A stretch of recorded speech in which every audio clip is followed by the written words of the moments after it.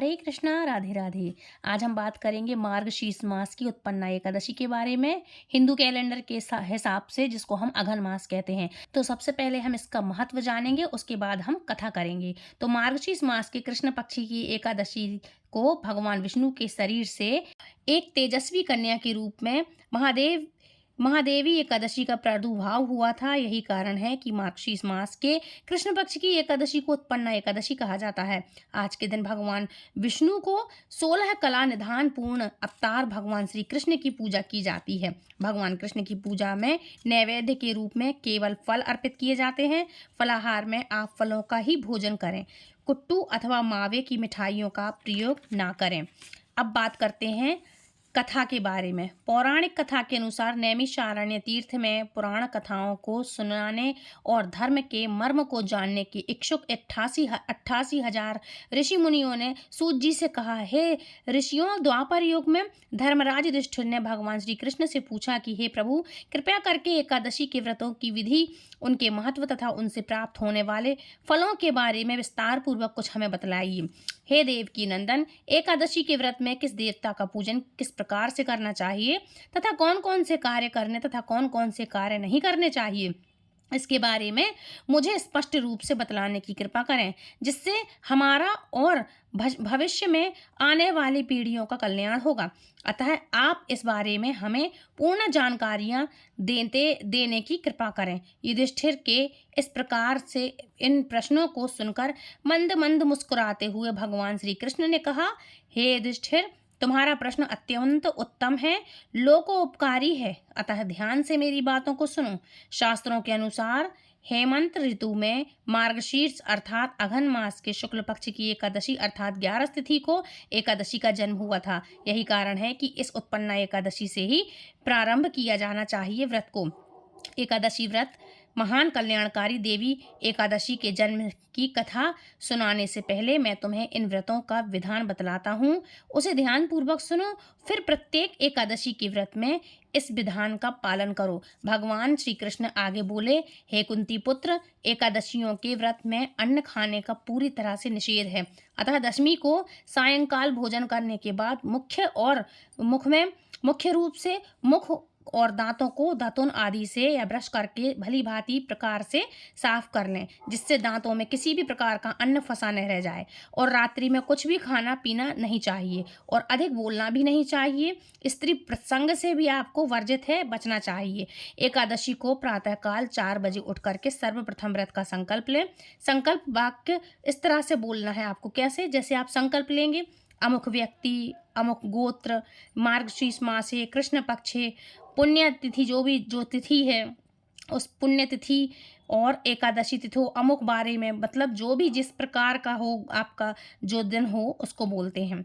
और जो भी गोत्र हो उसका नाम ले लें और अपने उच्चारण करने के पश्चात जो भी आपने लिया है नाम, गोत्र, शहर का नाम, अपना जो भी है आपका गोत्र, वो ले करके आपको संकल्प लेना चाहिए। और संकल्प लेने के बाद आपको संकल्प लेकर के व्रत का शुरुआत करनी चाहिए। इसके पश्चात शौच आदि से निवृत्त होकर के नदी, तालाब, बावड़ी अथवा कुएं पर जाकर के इस मंत्र का जाप करें। जैसे मंत्र जैसे आप पे नहीं बनता है तो आप अपने मन मुताबिक भगवान श्री हरि नारायण का कोई भी मंत्र ले सकते हैं। और शरीर पर मिट्टी लगा करके आपको स्नान करना चाहिए। मंत्र आप या तो नमः शिवाय या ओम नमो भगवते वासुदेवाय नमः, इस तरह से, या हरे कृष्ण महामंत्र, हरे कृष्ण कृष्ण कृष्ण हरे हरे, हरे राम राम राम हरे हरे, इन मंत्रों को जपते हुए या फिर सीधा सीधा राधे कृष्णा राधे राधे इन नामों का जाप करते करते आपको स्नान करना है, सभी चीज़ों से निवृत्त होना है। इसके पश्चात व्रत करने वाला नित्य क्रियाओं से निवृत्त होकर के स्नान करे। और यह स्नान एकादशी का पवित्र व्रत चोर, पाखंडी और परनारीगामी, निंदक, मिथ्याभाषी और किसी भी प्रकार के पाप करने वाले पुरुष या स्त्री को नहीं करना चाहिए। और ना ही एकादशी व्रत करने वालों को ऊपर जो मैंने भी आपको बताया, जो दुर्गुणी व्यक्तियों से बात भी नहीं करना चाहिए, जो अभी मैंने बताया ना, पर स्त्रीगामी, चोर, मिथ्या भाषण करने वाले, दुर्भाव रखने वाले, इन लोगों से ना आपको आज के दिन बात करना चाहिए। बात की या उनसे चर्चा करी तो वो करेंगे बुराई और बस आपका व्रत खंडित है। इसलिए इन चीज़ों से आपको बचना है। यदि भूल से भी ऐसे लोगों से आपकी वार्तालाप हो भी जाए तो प्रायश्चित करने के रूप में सूर्यदेव के दर्शन करने से यह पाप दूर हो जाता है। और स्नानों उपरांत धूप दीप नैवेद्य आदि 16 वस्तुओं से श्री हरि विष्णु का भगवान जी का पूजन करें और रात्रि को दीपदान करना चाहिए। यह श्रेष्ठ कर्म सच्चे हृदय से भक्ति तथा श्रद्धा से युक्त होकर के करना चाहिए। रात्रि में सोना तथा स्त्री प्रसंग करने से आपको बचना चाहिए, वर्जित माना गया है। एकादशी की समस्त रात्रि में भजन करना चाहिए, कीर्तन करना चाहिए, मनन सत्संग आदि करना चाहिए। पहले कभी जाने अनजाने में जो भी पाप हुए हों उनके लिए प्रभु से क्षमा याचना प्रार्थना करनी चाहिए। गुणी और गुणी और धर्मात्मा स्त्री पुरुषों को चाहिए कि कृष्ण पक्ष तथा शुक्ल पक्ष दोनों ही पक्षों की एकादशियों को समान समझे और जो भी मैंने आपको विधि बताई उस विधि के अनुसार व्रत करने वाले भाग्यशाली पुरुष या स्त्री को मनचाहा फल प्राप्त करने और शंखों द्वार तीर्थ में स्नान करने के पश्चात भी भगवान विष्णु के दर्शन करने से जो फल प्राप्त होता है वह एकादशी व्रत के 16वें भाग के भीतर समान नहीं है, ऐसा शास्त्रों का मत है। व्यक्तिपात के दिन दान करने से लाख और संक्रांति में दान करने के पुण्य से 4 लाख गुना पुण्य फल एकादशी व्रत से प्राप्त होता है। सूर्य चंद्र ग्रहण में या कुरुक्षेत्र में स्नान करने से जो फल प्राप्त होता है वही फल एकादशी के व्रत से प्राप्त होता है। अश्वमेध यज्ञ करने तथा 1000 तपस्वियों को 60 वर्ष तक भोजन कराने तथा पंडितों और ब्रह्मचारियों को भोजन कराने से भी 1000 गुना पुण्य दान कन्यादान तथा भूमि दान करने से जो फल प्राप्त होता है उससे भी अधिक 100 गुना विद्या दान करने वाले से प्राप्त होता है।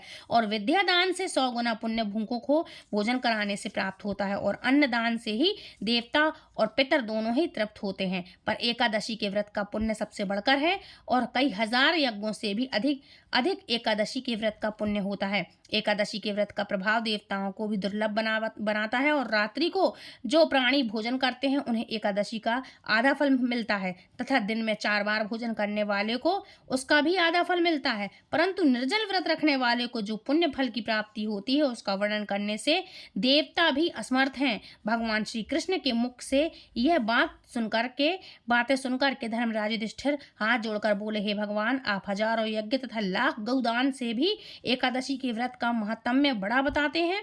सो प्रभु अब यह भी बताने की कृपा कीजिए कि यह तिथि सब तिथियों से उत्तम क्यों मानी जाती है। इसको जानने की मेरी बड़ी अभिलाषा है। युधिष्ठिर की बात सुनकर भगवान श्री कृष्ण बोले, हे युधिष्ठिर, सतयुग में मुर नामक एक भयंकर दैत्य था। वह बड़ा बलशाली और भयानक था। उस भयानक और प्रचंड शक्तिशाली दैत्य ने इंद्रादिक वसु वायु अग्नि आदि समस्त देवताओं को पराजित करके स्वर्ग से भगा दिया। तब इंद्र सहित सब देवताओं ने भयभीत होकर के भगवान उमापति भोले शंकर को अपने दुखों का कारण और उस भयानक दैत्य का वृतांत कह सुनाया। देवता हाथ जोड़कर बोले, हे कैलाशवासी अविनाशी, मुर दैत्य के भय से भयभीत होकर समस्त देवी देवता बेचैन हुए मृत्यु लोक में मारे फिर रहे हैं। समस्त सुर समाज को बेचैन देखकर और उनकी अनन्य विनय सुनकर भगवान भोले भंडारी बोले, हे देवताओं, तीनों लोगों के स्वामी और भक्तों के सम्मुख दुखों का विनाश करने वाले भगवान विष्णु की शरण में जाओ, वे ही तुम्हारे इस महान कष्ट को निवारण करेंगे। भगवान शिव जी की यह बात सुनकर इंद्रादिक समस्त देवता एकत्रित होकर क्षीण सागर से वहां शेषनाग की शैया पर भगवान कमलापति शयन कर रहे थे। वो वहां पर जा पहुंचे और वहां पहुंचकर भगवान विष्णु को सोते हुए देखकर सभी देवता हाथ जोड़कर और नतमस्तक होकर स्तुति करने लगे, उनसे विनती करने लगे। देवताओं ने कहा, हे शंख चक्र गदा पद्मधारी तथा वनमालाओं से अलंकृत देवाधिदेव, हे देवताओं के द्वारा स्तुति करने योग्य आपको कोटि कोटि प्रणाम है। हे सुर नर मुनि जन की रक्षा करने वाले हे महाप्रभु, आपको बारंबार नमस्कार है। हे दया के धाम, हे प्रभु, आप हमारी रक्षा कीजिए। दैत्यों से भयभीत होकर हम आपकी शरण में आए हुए हैं।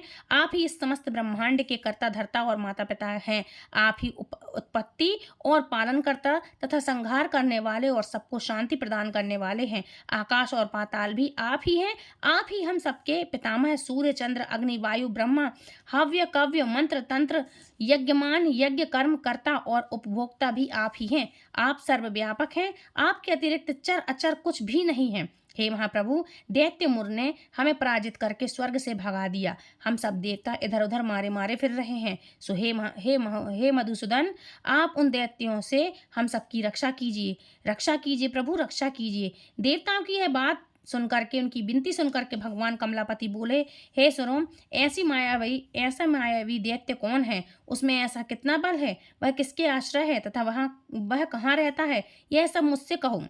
भगवान विष्णु की यह बात सुनकर देवराज इंद्र बोले, हे प्रभु, प्राचीन काल में नाडी जंग नाम का एक राक्षस था। उसी का पुत्र महाबलशाली, महापराक्रमी और महाविशाल युक्त महाविख्यात मुर नामक दैत्य है। वह चंद्रावती नामक नगरी में रहता है। उस महाअसुर ने समस्त देवताओं को स्वर्ग से निकाल करके अपना अधिकार कर लिया है। वह स्वयं इंद्र, अग्नि, वरुण, कुबेर, यम, वायु, ईश, चंद्रमा, नृत्यत आदि सबके स्थान पर अपना आधिपत्य जमाकर और स्वयं सूर्य बनकर के प्रकाश करता है। हे असुर निकंदन, उस दैत्य का संहार करके हम सब देवताओं की रक्षा कीजिए। हम सब आपकी शरण में हैं। इंद्र के ये वचन सुनकर भगवान कमलापति बोले, हे देवताओं, तुम ना घबराओ, मैं शीघ्र ही तुम्हारे शत्रु का संहार करूंगा।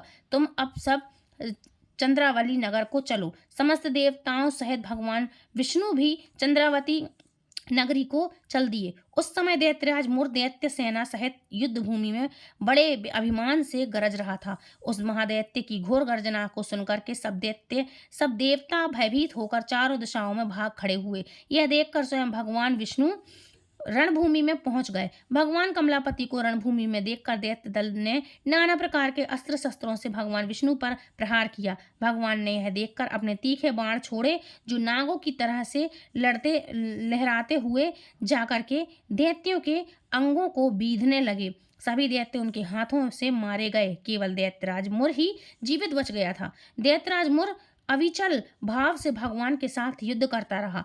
यह देखकर सुर समाज अत्यंत बेचैन होने लगा। भगवान जो भी तीक्ष्ण बाण उसके शरीर में मारते थे, उसके अंगों में पुष्पों के समान लगते थे। उस शस्त्रों से उस महादैत्य का शरीर छिन्न भिन्न हो गया, परंतु फिर भी वह युद्ध करता रहा। तत्पश्चात भगवान और दैत्य का मल्ल युद्ध होने लगा।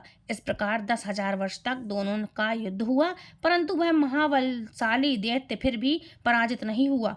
तब भगवान उस मुर दैत्य से लड़ते लड़ते थक करके बद्री का आश्रम को चले गए। वहां पर हेमवती नाम की एक सुंदर गुफा थी। विष्णु भगवान उस गुफा में विश्राम करने लगे। वह गुफा 12 योजन लंबी थी और उसका एक ही द्वार था। दैत्यराज मुर भी भगवान का पीछा करते हुए उस गुफा में पहुंच गया। वह दैत्य भगवान विष्णु को सोया हुआ देखकर उन्हें मारने के लिए उद्यत हुआ। वह अभी मारने का प्रयत्न कर ही रहा था कि तभी उसी क्षण विष्णु भगवान के शरीर से एक अति तेजस्वी तथा अत्यंत प्रभावशाली कन्या अस्त्र शस्त्र धारण किए हुए उत्पन्न हुई। उस कन्या के बल पराक्रम को देखते हुए आश्चर्यचकित हुआ मुर उसके साथ युद्ध करने लगा।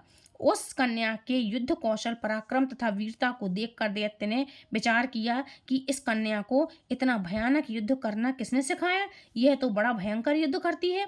वह अभी विचार कर ही रहा था कि उस प्रभावशाली देवी ने एक ऐसा बाण मारा कि दैत्यराज का रथ टूट कर चूर चूर हो गया। देवी ने उसके अस्त्र शस्त्रों को काट करके टुकड़े टुकड़े कर दिया। अब वह भयानक दैत्यराज मुर मल्ल युद्ध करने लगा, परंतु देवी ने धक्का मारकर उसे मूर्छित कर दिया। जब वह दैत्य मूर्छा से जागा तो उस कन्या ने उसका सिर काट डाला और इस प्रकार वह दैत्य तो पृथ्वी पर गिर करके उसकी मृत्यु हो गई और वो मृत्यु को प्राप्त हुआ और बाकी सब दैत्य भयभीत होकर पाताल लोक में भाग गए। जब भगवान विष्णु की निद्रा टूटी तो उन्होंने मुर दैत्य के कटे हुए सिर तथा दोनों हाथ जोड़ करके खड़ी हुई उस कन्या को देखा और भगवान उस कन्या से पूछने लगे कि हे देवी, जिस दैत्य के भय से इंद्रादिक सब देवता भयभीत होकर स्वर्ग छोड़ करके भाग गए, उसको किसने मारा है? वह कन्या कहने लगी, भगवान, जब आप निद्रा में थे तब यह दैत्य आपको मारने के लिए उदित हुआ था। उस समय आपके शरीर से उत्पन्न होकर मैंने इस दैत्य का वध कर दिया है। यह सुनकर भगवान बोले, हे देवी, तुमने इस दैत्य को मारकर देवताओं का महान उपकार किया है, अतः तुम इच्छानुसार वर मांगो। तब वह देवी बोली, भगवान, यदि आप मुझको वरदान देना चाहते ही हैं तो यह दीजिए कि जो मेरा व्रत करे उसके सब पाप नष्ट हो जाएं और वह अंत में मोक्ष को प्राप्त हो। रात्रि को भोजन करने वाले को आधा फल और एक बार भोजन करने वाले को उसको भी आधा फल। और जो मनुष्य भक्ति पूर्वक मेरे व्रत को करे वह निश्चय ही आपके लोक को प्राप्त हो। जो कोई मेरा व्रत में एक बार भी भोजन ना करे उसको धर्म धन और मुक्ति प्राप्त हो। भगवान ने कहा, हे कल्याणी, ऐसा ही होगा। मेरे और तुम्हारे भक्त एक ही होंगे और वे जीवन में सभी सुखों को प्राप्त करेंगे तथा अंत में मेरे लोक को प्राप्त होंगे। क्योंकि तू एकादशी को उत्पन्न हुई है, अतः तेरा नाम एकादशी होगा। तुम मुझको सब तीर्थों में, सब तिथियों में प्रिय हो। इस प्रकार तुम्हारे व्रत का फल सभी तीर्थों से अधिक फलदायी होगा।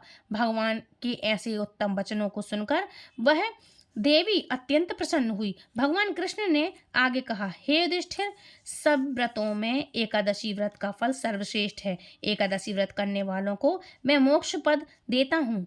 उसके शत्रुओं का नाश एवं उत्पत्ति का सब वृतांत बतलाया है। एकादशी पापों को नष्ट करने वाली तथा सिद्धि देने वाली है। जो मनुष्य इस एकादशी महात्म्य को पढ़ता अथवा सुनता है उसे अश्वमेध यज्ञ के फल प्राप्त होता है। वह करोड़ों वर्ष तक विष्णु लोक में वास करता है और वहां भी उसका पूजन होता है।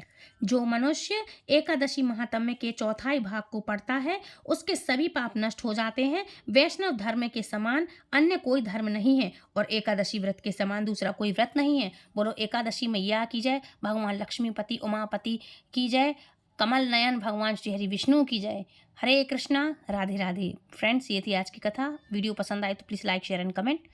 आप सभी को आने वाली उत्पन्ना एकादशी व्रत की हार्दिक हार्दिक शुभकामनाएं। हरे कृष्ण, हरि बोल।